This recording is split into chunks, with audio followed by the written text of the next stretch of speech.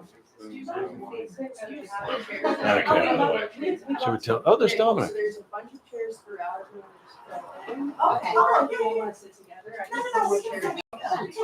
Don is he's also a client of Eliza's. Oh, really? Yeah, I set him up together. He writes, he's a playwright. He wrote this terrific book, short Hi. stories. He's also about the most handsome man I've ever seen.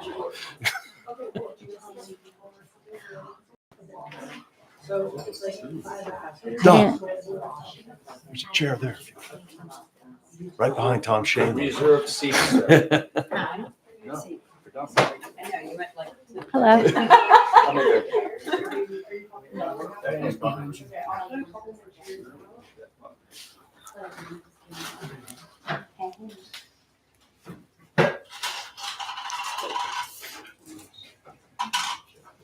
When's your next book coming out? Until 2026. I don't even turn on until 20.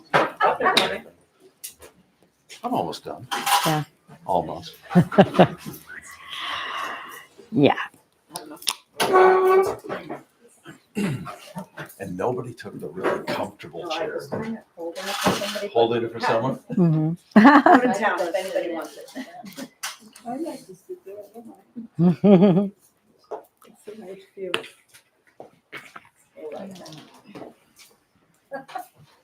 It's like a perfect bar chair. You can lean back in it, kick your feet. Living the dream. I think we're waiting for someone to say something. We're maybe waiting for a few people, or should we just get going? What the hell with them, man? They're like, Here they are, perfect. damn it. So he's sitting here. Sorry. We didn't start yet. Perfect timing. No, waiting for you. Come here. Here we go. Yeah, we're holding two chairs for the latecomers right in front.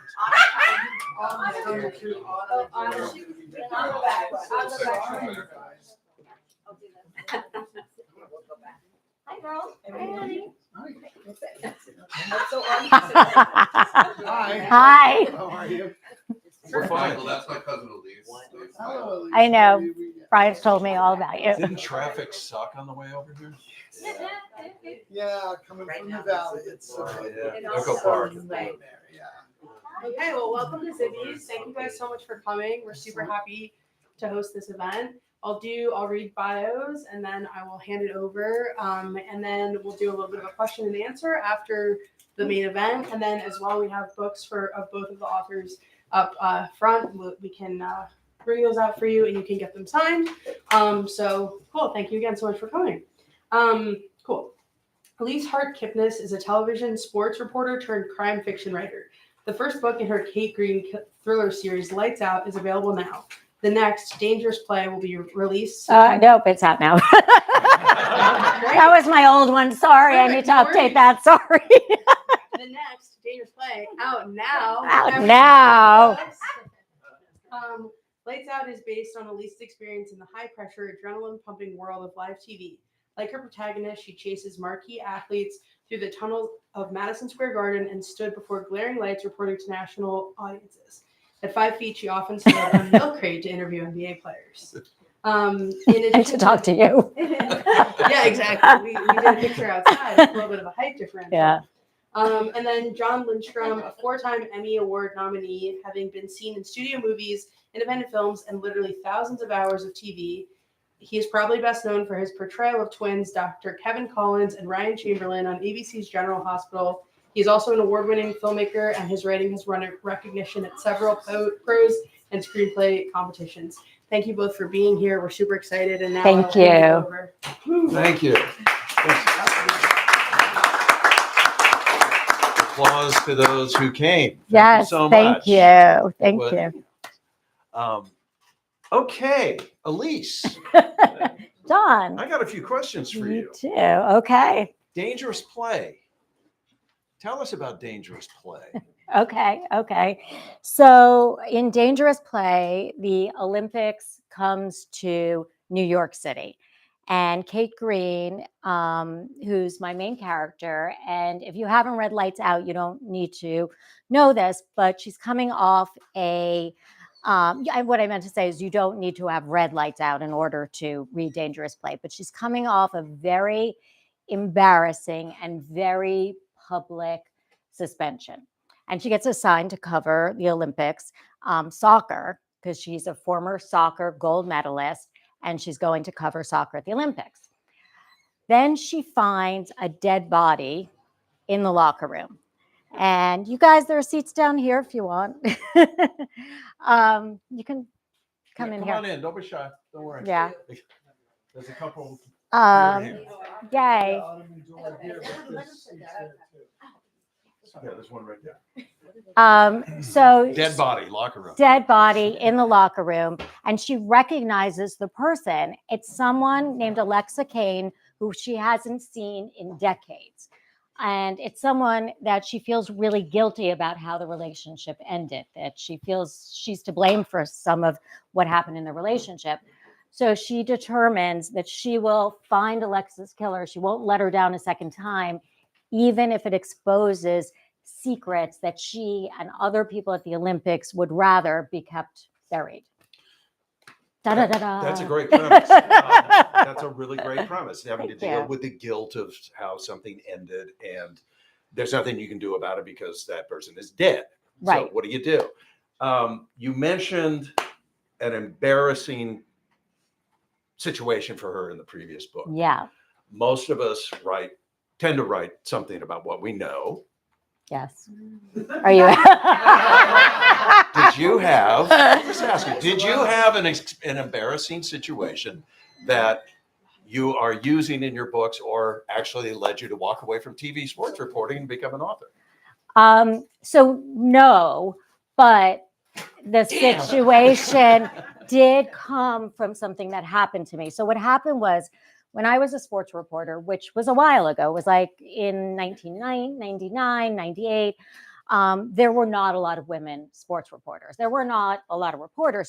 So while you had your kind of tokens on air, I would be out there with like 40 men and me and a couple of other women.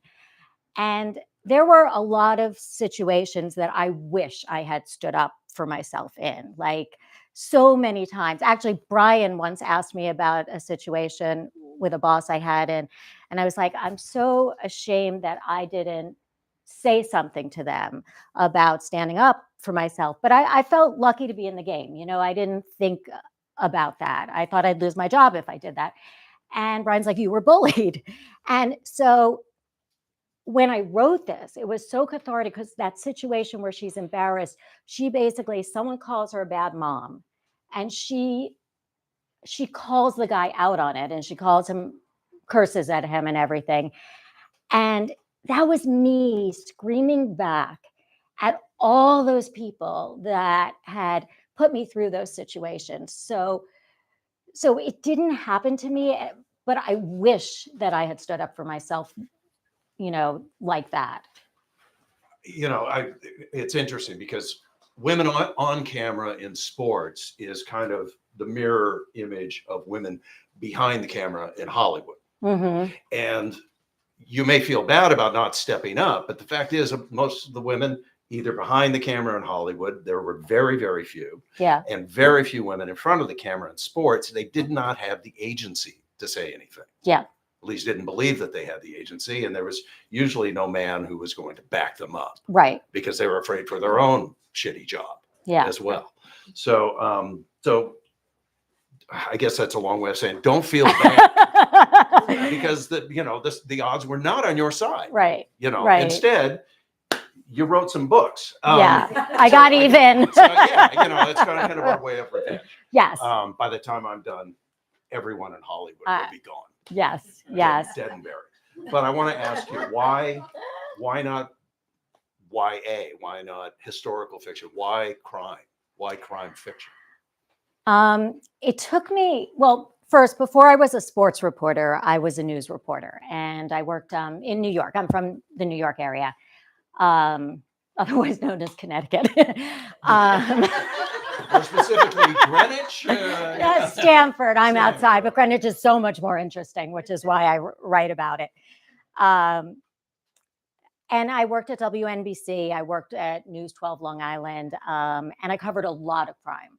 I covered the Long Island Railroad Massacre shooting. I covered the serial killing trial of Joel Rifkin. I covered, it was so tragic, the Flight 800 crash in the Hamptons for a month. And then day in and day out, I mean, what they say about reporting, if it bleeds, it leads. And that was my life.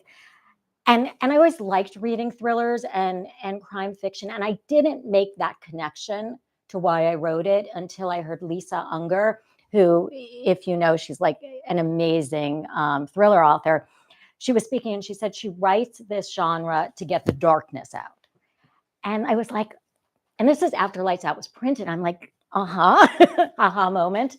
And it hit me. I think that I write this genre because I have so much emotion from viewing these instances that I need to kind of process. So a lot of processing going on in my books besides, you know, being bullied on one side and dealing with the crime. It's like all smushing together. But Well, you know, that's an interesting point. You know, I mean, I think a lot of us write and spend all that time Yeah. writing out something because we are trying to purge something.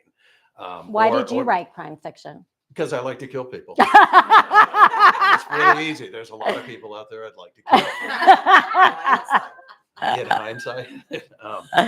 But I think that leads to, you know, like what themes drives this impetus to write a story?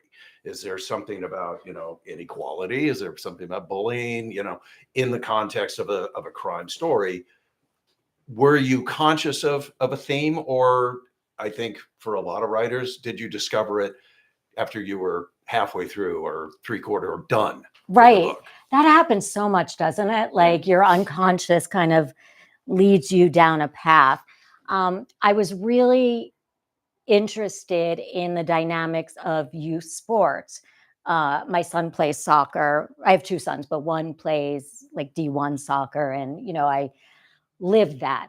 And the pressure of that, and the decisions you make there in terms of your teammates and like which way you maneuver, which is a part of this book because I travel back in time. It's a dual timeline to Kate's time in youth soccer at the U.S. national team. She was playing on the U.S. national team, and what happened with her friend and whether that led to the death. So the pressures of youth soccer is a theme in the book.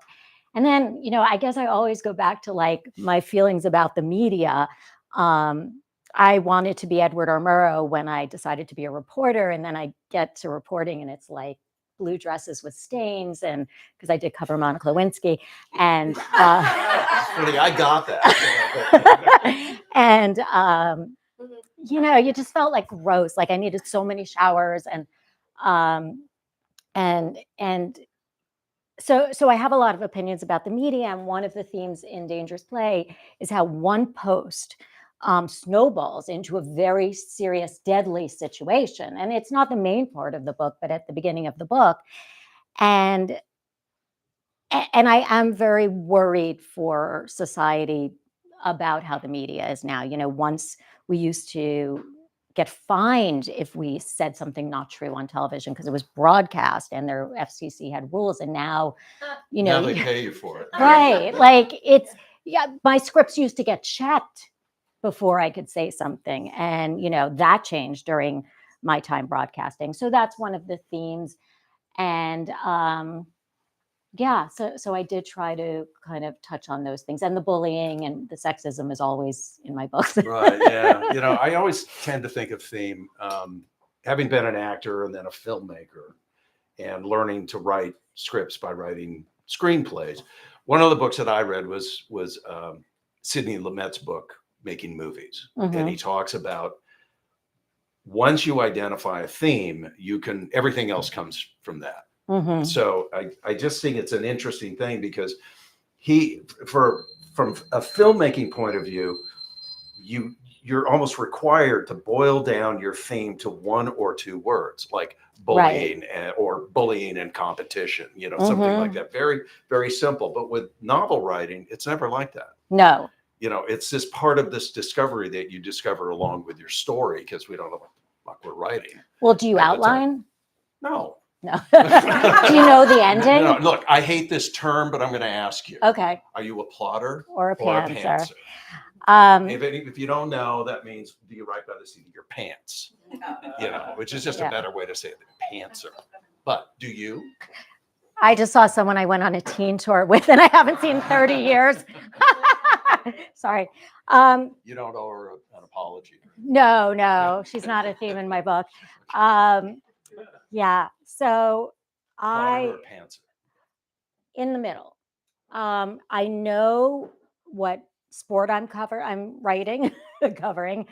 In this case, soccer. In this case, soccer, and then there'll be a third in that one. It'll be tennis at the U.S. Open. I know who's the victim. I know who did it. And then I kind of literally on a page this big, I write my red herrings and my clues. And then I know what my secondary plot is, but it'll be one line, like love interest or her issues with her father, because she has issues with her biological father. And then I write, and then I discover, but I like to have the map. In a way. Yeah, it's but I need to know where I'm going.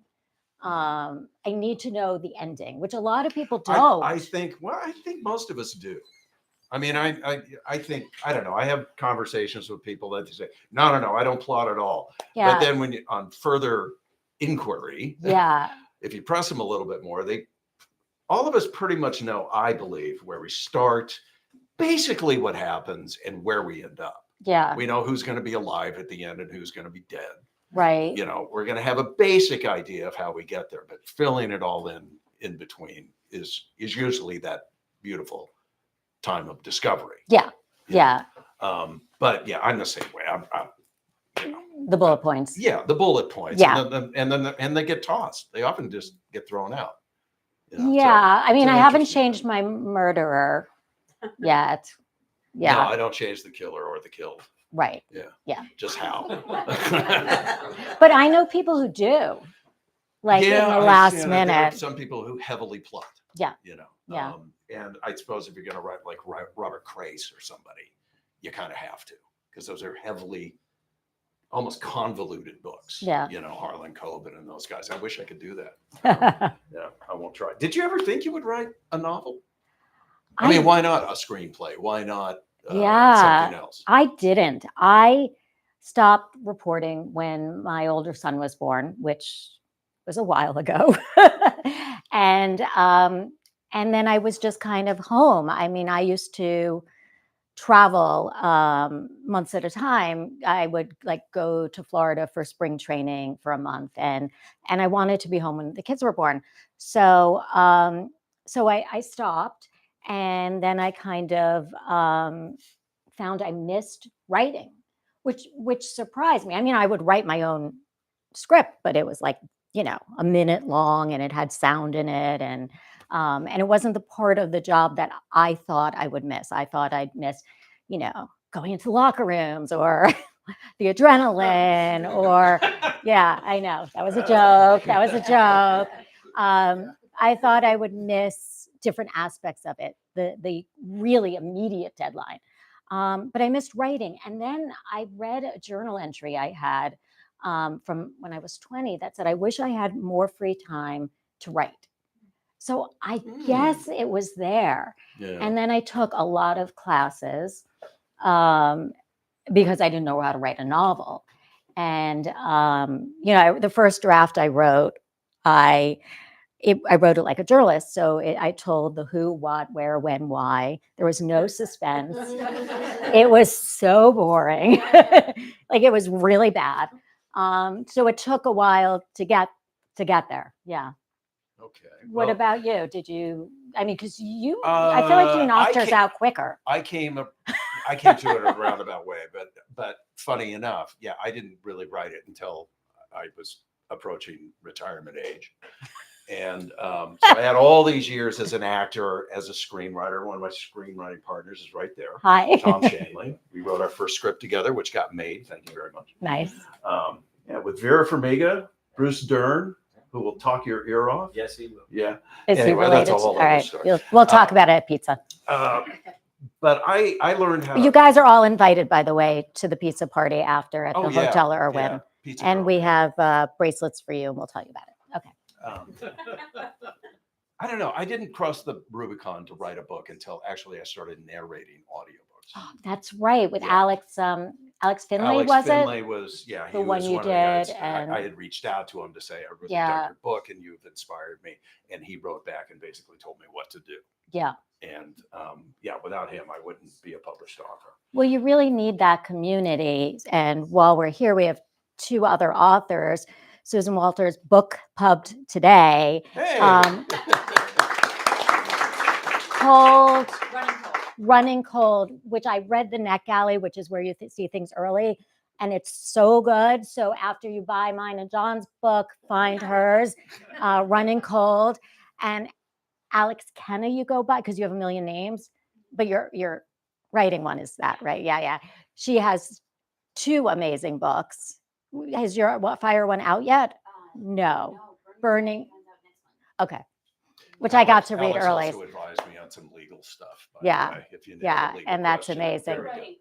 For writing purposes, yeah. We have the same agent, the three of us. Yeah. Okay, that's our You're kind of funny. Hmm? You're kind of funny. Were you always funny? Okay, so this is a funny story. I don't think people who know me think I'm funny. I'm looking at the people I know. Right. He's making a It's in face. your family, I have to tell you. Yeah, but they're not really like funny. They're like roll your eyes funny. Oh, yeah. Yeah, like my dad tells puns, and you're kind of like. So my husband, who at the time it was like 20 years we were married, or 15 years, he reads the manuscript for Lights Out, and he looks at me, and he goes, "I didn't know you were funny." And I was like, I mean, I thought it was a little funny, but I don't know. That's kind of Yeah. a prerequisite for marriage, though, isn't it? Are you funny? yeah, and he's not. And he's not. Of course not. You bring the laughs. to I bring the relationship. laughs. This is a question that I'm just interested in. Yeah. What was easier, your first or second book? Different and I know that's a little bit of a cheat answer. Yeah, because I'm unequivocal. The Oh. first book was much easier. The Really? second book is a fucking nightmare. Alex is nodding her head. Yeah. Do you guys agree? Okay. So the first book took me so long, right? Like I did it a lot of drafts and also, I don't know, did you guys take yourself seriously as authors? Because for the first book I didn't. I felt like an No. imposter author. Not an imposter. I was just having fun. But I wasn't really I was having fun, but I wanted to get published, and with the second one, and I had to turn it in within a year. I found that book came easier to The me. second book came easier. Yeah, the third book's killing me. God, I hate you. The third book, because there's a third in the series, and I'm having a hard time. Yeah, Okay. but I have to because I'm a father. There's a third author here, and that's my daughter right there. Oh, She's finishing her second book right now. Second one's harder. Second okay. one's harder, right? Right. No, she just confirmed what I believe. The first one is a breeze, right? I mean, it's a breeze in that you've never done it before, so you don't know what's going to happen. So you write it. I relate to you on that one. Right? I felt like the second one is much more, there's much more pressure because the first one, you're like, oh my God, this is so fun. I'm writing a book. And then the second one is I wrote a book and now it has to be good. Yeah, yeah. And if you want to write a book, I will say this. If you want to write any books, if you want to be an author, I was at BoucherCon, Yeah. this summer, and the publisher that I'm with actually said to me, "John, don't worry about it. The second book's never as good." I said, "Are you sure you want to be telling one of your authors this?" But I don't know. Maybe it is good. Maybe it isn't. Who said that to you? I'm not going to say who. That's interesting, though. But yeah, but it was his. He was saying to me, take Like, the pressure don't off worry, yourself. It's all yeah. right.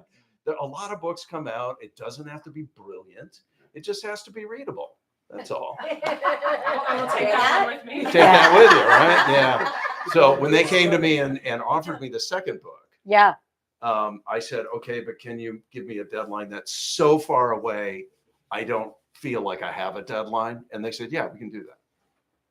That's good. And I still fucked off for about 8 months. Yeah, but you still have a bit of time, right? Yeah, I'm Yeah, almost done. Okay. I'm almost done. Yeah. Finally starting to enjoy the process. So you have a third book. I that you wanna do. Yeah, Have you that. started it? Yeah, it's due soon. It's due in like 2 months. Yeah. Okay. Yeah. Good luck. It's the third in the Kate Green series. So it's going to be at the U.S. Open, and I'm not going to like tell too much about it, but it has to do with these two famous tennis players. One's a lot older, at the end of the career, and one's just starting, and something happens. And the U.S. Open was a sport I really enjoyed covering. So that was a fun one to be writing about, because I did spend a lot of time there. So At the U.S. Open.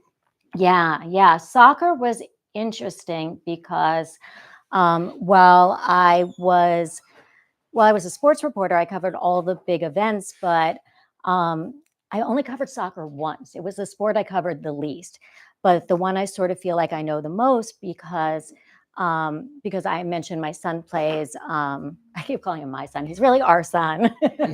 My husband and I. He played for an academy team, and he was on the national team as a youth. So I felt like I knew it at a more intimate level than I knew any of the sports that I covered. So maybe that's why I enjoyed the second one so much, because it was very personal to me. And I got to interview like these because it's girls soccer, these friends of his who were on the girls team, and got like Gossip Girl-y, mixed with Succession like stories about what it's like to be a youth girls soccer team player. I mean, it's so much worse than the boys. So that was really fun to write, because I love like teen drama. So I love that. Yeah. Especially dead teen drama. Well, there has to be a dead body. Okay. Let's open it up. Anybody have a question for Elise? I have a million questions. Oh. I just asked one. When you approach a publisher or Yeah. an agent, does it matter who you were before you wrote your book? Do they take you more seriously when you were a reporter in the past, or if you're a homemaker, or what do they read it first and then validate you, or they let you in the door because of who you are? That's a great question. And it's interesting because I think we found our agent the same way. I went to something called Pitch Fest, and I had been to Pitch Fest twice, and the first time I didn't get an agent, and I sent out a lot of queries. It's hard, it takes a while. So you have to persevere. And I'd say you have to have a thick skin. I don't have a thick skin. You have to just deal, cry, and then move on. But it was like they have an egg timer, and it's like speed dating with agents. So Is this only for publishing the Pitch Fest? no, this is for It agents. can be. You can actually pitch editors at Pitch Fest as well. But there aren't that many. So most people, the first step is to find an agent. If you're going to a medium to big house, let's say, for a publisher, very few writers can approach a publisher directly and be taken seriously. That doesn't happen. The agents are like the gatekeepers. So a lot of times people are pitching the agents, and then the agent takes you to the publisher. Now, there are small publishers that you can pitch directly, and there are lists of them depending on your genre. But that's the usual step. I will say that to answer your question in a more specific way, yes, they do take into account who you Oh, are. right. If you have something that lends to what you've written, you could write true crime, you could write a memoir, you could write fiction, whatever it is. It helped me to go, and this is Thriller Fest, all right, that what she's talking about. And this is one of the Right. events that the author Alex Finlay told me, if you're serious, you got to go to the conferences. Thriller Fest is the biggest one. It's very writer centric, where other ones are more reader centric.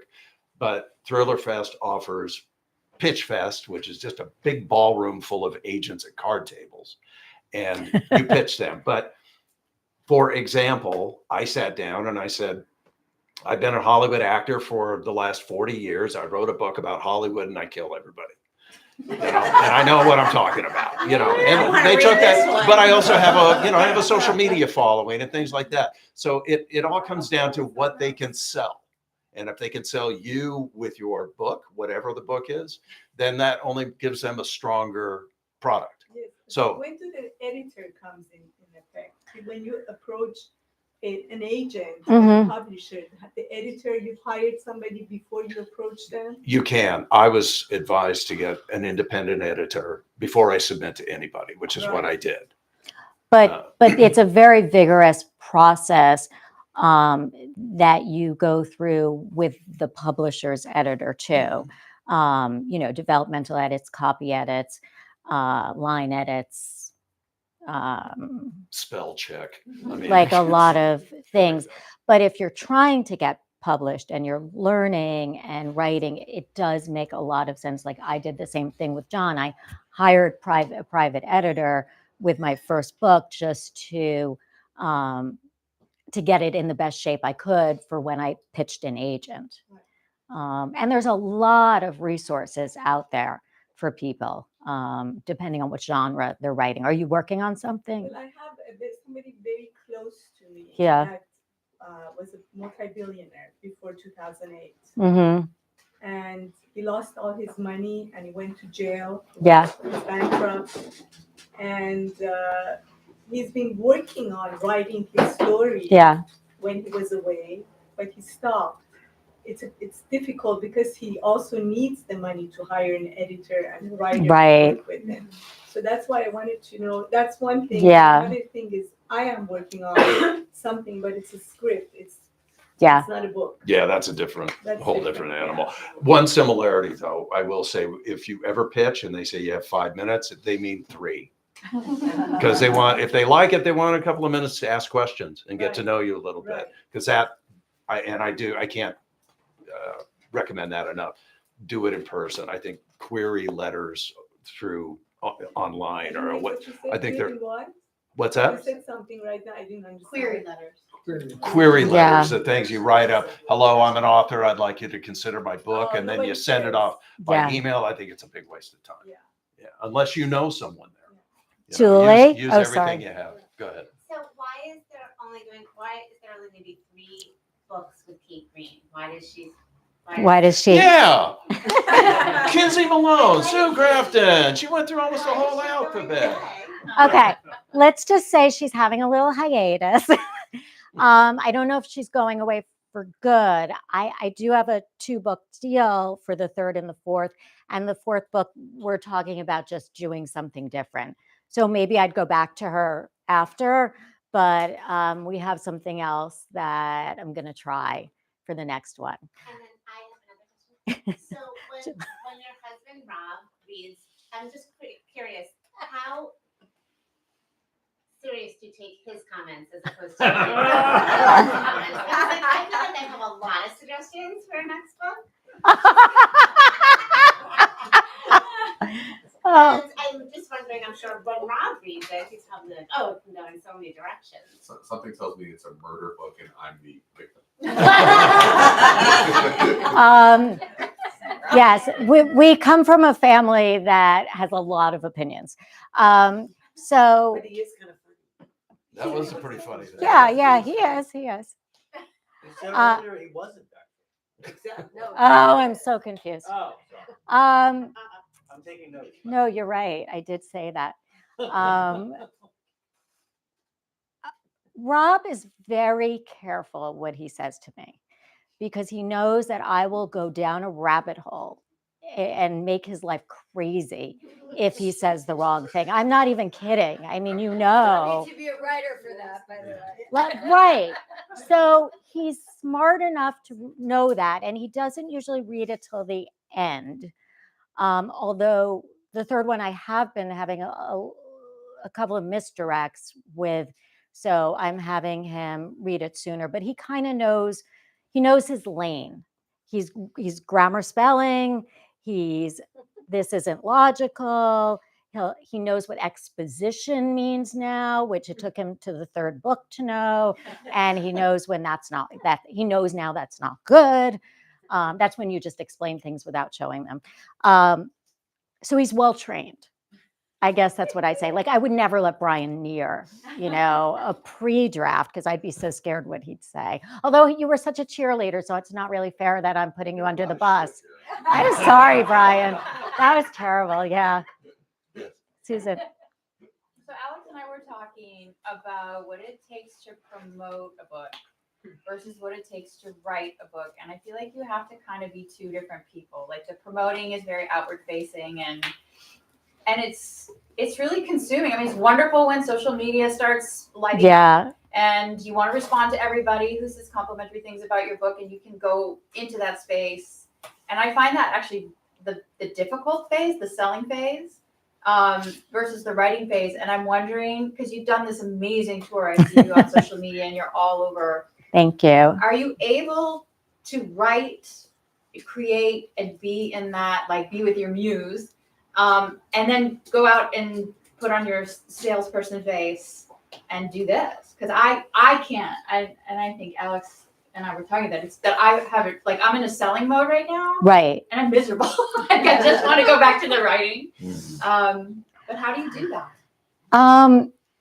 So I view it as two different things from selling and talking about my book. Like, and I know they're really not supposed to be. So yes, I have the anxiety about looking at my Amazon numbers every 5 minutes, and like you can see in real time when you're an author with Thomas and Mercer and with Lake Union, where you're ranked constantly.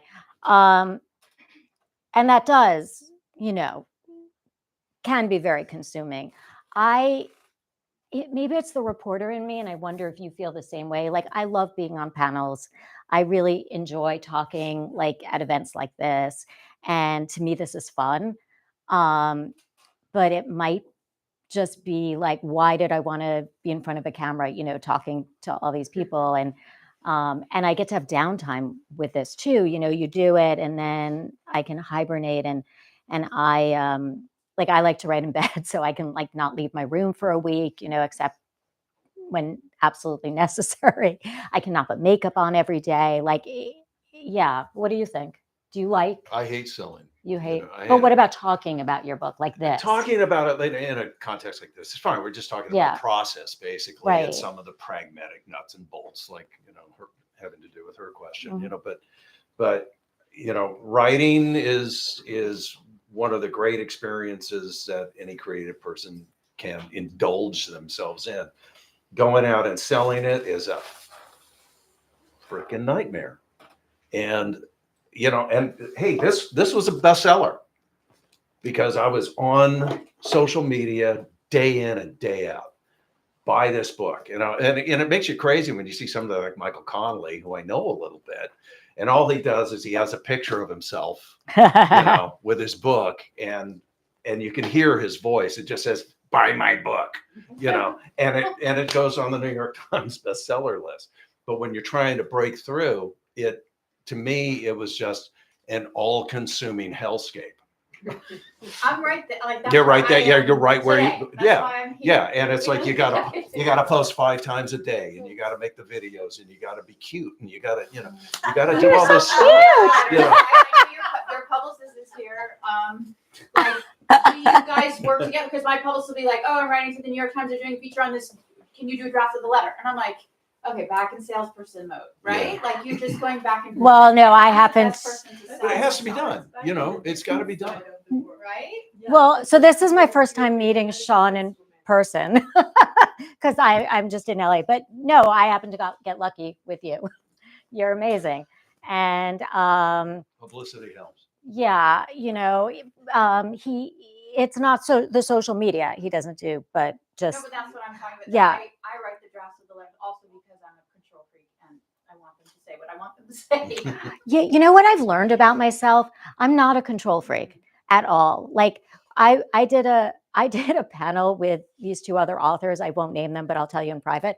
And Was I there? no, and they're both like lovely. I'm good friends with them, and they're like, I'm really bossy. I'll be the moderator, and the other one's like, no, I'll be the moderator. My book, your book is newer, and I'm just sitting here like, I don't care. like I'm not. I tried to be a control freak during my reporting years, and I remember being in Washington D.C. and the cameraman standing there and saying, "You just lost the last friend you ever had here," because I was trying to get him to shoot, and I'm like a basically nice person. Like it was pretty harsh, but I was trying to get him not to shoot up, which makes your face look fat. Like I was just trying to get him to do a better angle, and yeah, that didn't go well. Yeah, that's kind of a typical thing, by the way. Yeah. Go out and shoot up your nose. Yeah. Yeah, I think there's something to just as exhausting as the selling is, you're not alone. There are other people that are there to help, publishers and publicists and all that. And my go-to is let the pros do what they do. I also joined author groups on Facebook, and they will help, but it's reciprocal. Yeah, Facebook's a good place. But you're for very books, for book people. reciprocal. You are like, Oh, and yeah. you do have a big circle, I think. Don't you think? Thank you. Yeah, No, authors help a lot, don't but they? also just staying active on Facebook. Like you feel like you need to. I mean, I love reading other people's books, and that's my great joy. But then you need to post about them, and you need to respond when people are posting about your book. And there's like for thriller groups on Facebook, I don't know how many you're in. I think I'm in like 9. And it's just I feel like I could spend all day in these groups, and it's wonderful. But that's not my happy place. No, I don't.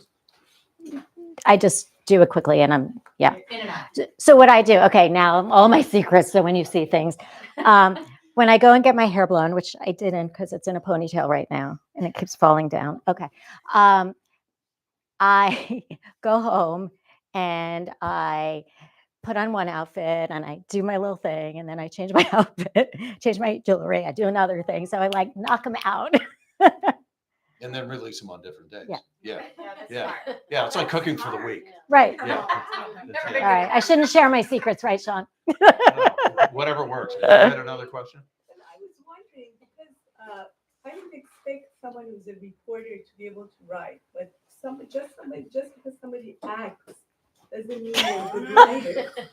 So the question is, how did you find that confidence thinking you can write in a book? And did you have some training in writing a book rather than, because screenplays are dialogue, but a book is a story. It's sometimes it has to be poetic. It's just very different. Yeah, they are very different. They are very different. However, one thing about screenplays and books that are very similar, the rule is show it, don't say it. Right. And the rule, when you're writing a screenplay, it's a real challenge to try and get the dialogue as lean as you possibly can, so then you can show what's happening. I think it was Joan Didion. I even made this part of my pitch at Pitch Fest, that I'd written several screenplays, gotten some produced, had directed a feature. So I knew storytelling. It's after a while, you read 1,000 shitty scripts, you start to go, okay, I think I can do okay with this. But I believe it was Joan Didion who said that a screenplay, and she wrote a really good share of those herself and with her husband, John Dunn. She described a screenplay as a big ass outline for a book. Oh, interesting. Yeah, Yeah. which is basically what it is. So if you fill in the blanks, you can write a book. If you can write a screenplay, you can write a book. And- you just got to take the time to do it. And John's a really good writer. His book is great. I do have an ear for dialogue, which I've developed over the years, being an actor Right. and rewriting lousy dialogue. And if you're on a terrible TV show, you end up having to rewrite a lot of things. You're constantly practicing. Do you guys, have you ever used, there is an app that you transcribe it and then it I writes do it not. down? I need I to. don't do that. No. Before we end, sorry, I just want to make sure can you get a picture of everyone with us, or you did that already? Got a Like, bunch of them look at, already. okay. Just, you know, Don't get my chin. But you didn't get our guggle, right? You did it. Yeah. right? all right, all right. Okay, a little bit of a control freak. Want to do one quick post photo where you guys look engaged with your mouth closed and everyone's like staring right at you guys. That could be fun. Wait, our mouths closed. Kind of a culture's coming from. Yeah, exactly. I can't look serious. Or Oh, not. no, with everyone's looking at Okay. that. This is my bad side. Mm. Now I'm engaged. All come around to the other This is side. me. Yeah, but now you're blocking Lean me. forward. I'm teasing. Lean forward. You want to stick your chin out anyway. Oh, okay. See, I It's didn't an know old that. trick. That gets rid of your guggle. Boom, I got him. Did you, I know you had a time, like, you're good? Okay. We can do, if we have one more question, we can do one more question, and then we can buy some books and sign some books. Okay. Obviously, as a reporter, you had to be extremely familiar with the truth and with reporting the truth and with the processes of the truth and how Yeah. things happen are reported and investigated. When you're writing a crime thriller, obviously, I can only imagine there are some times where it would be really, really convenient if you didn't have to always go by exactly what the procedure would be. Or what, Right. have you ever encountered instances where, even though definitely sometimes the truth can be stranger than fiction, but especially knowing and having such insight into the actual procedure, have you ever encountered times where you've thought, God, it would be really nice if they didn't follow the procedure, or if this thing happened that I know is probably impossible, but is really, really interesting from a narrative perspective? Yeah, I mean, that's a great question. And I'm also like laughing because being a reporter, we used to have to be truthful and stuff, but I feel like I'm more truthful in my book. So I feel like what I can bring to my story is the behind the scenes of the sports world that other people don't see. So I do try to keep that real, but it has to be believable, but not exact. And they talk about that with police procedurals all the time. Like I talked to an FBI agent, Jerry, who's with our agent, our literary agent, about the plot for my third book. And I'm like, I want the investigation to take place at this location. And she's like, that's believable, but maybe not accurate, but it's close enough that it's okay. And then there are beats you have to hit. I mean, you know, you're a writer, you have to hit. So definitely things are changed around. It doesn't bother me at all. Like, it's very freeing. And I love to try to like, you know how when you're skiing, you're supposed to like lean into your skis. Sure. Like, I try to lean into that suspense or like the twist or those things. And it's fiction, so it's okay. And I'm not even trying to be, you know, historical fiction, like where you're trying to be close. Yeah. But I still think it's more honest. Yeah, you know, it's like my North Star is Elmore Leonard. And, you know, to me, he was the greatest crime writer that ever lived, beyond Chandler and Hammett and Connolly and all the guys out there. But one thing about Leonard is he always believed this could happen. And with the research I've done, some people, like in this book, the independent editor kept kind of hounding me. It's a kidnapping. Kidnappers always ask for a specific amount. And I said, that may be true as a trope. I understand why, you know, they might ask for $1 million and then they negotiate down or whatever. You know, I get all of that. But all the other research I've done and Elmore Leonard shows criminals are not very smart. No. I said, they're too stupid to ask for an amount. They think they're outsmarting this guy. So we finally wound up with a compromise where I wrote in an argument.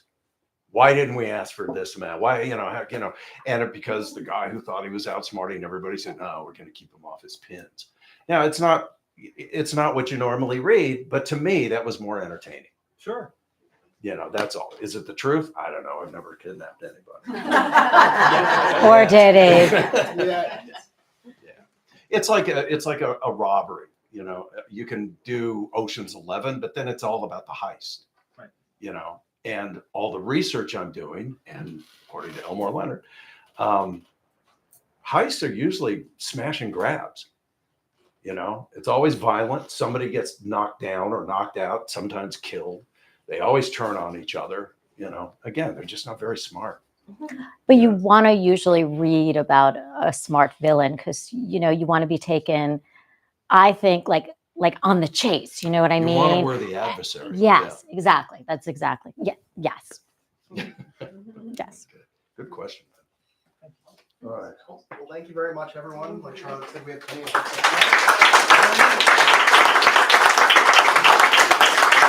we'll keep both of you up here to sign. Yeah, thank you for coming. Thank Get you. right up here. I want one of each. All right. All right. I think it's over here.